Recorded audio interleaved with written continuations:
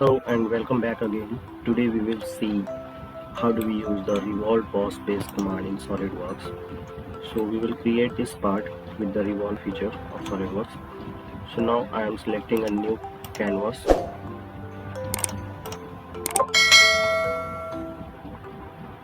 The new canvas is open. Now go to a sketch, select a plane,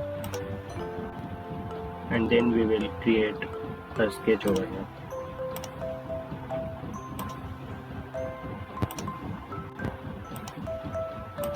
I am creating a simple sketch. Now we will give it a dimension with the smart dimension feature.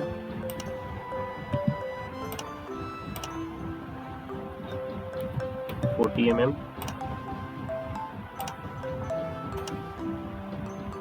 25 mm,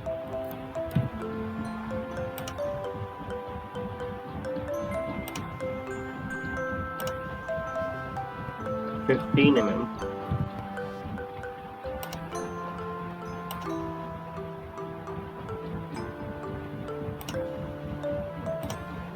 we need to give it a dimension first. 35 mm, and then we can subtract this dimension to this one to find this the bottom one.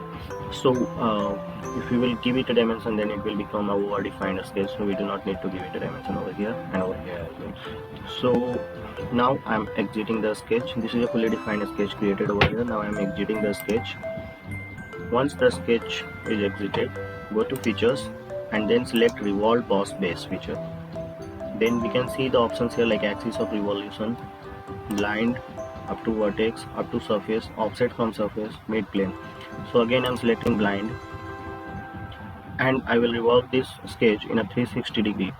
So now select the axis of revolution, and then this one will be my axis, and here you can see that the sketch has taken a 3D form.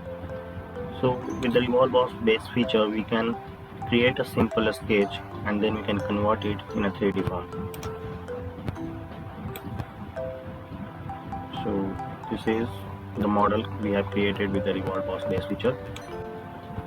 You can go here and see the same model in different formats like shaded with edges, shaded, hidden lines removed, hidden lines visible, wireframe.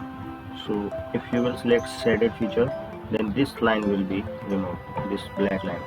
So here I am selecting this, and now you can see that the wires are removed, the edges are removed. Here you can see in the wireframe model. So this is the different way that we wish to see our model we have created. So I hope you like my video. So if you like, please hit the like button.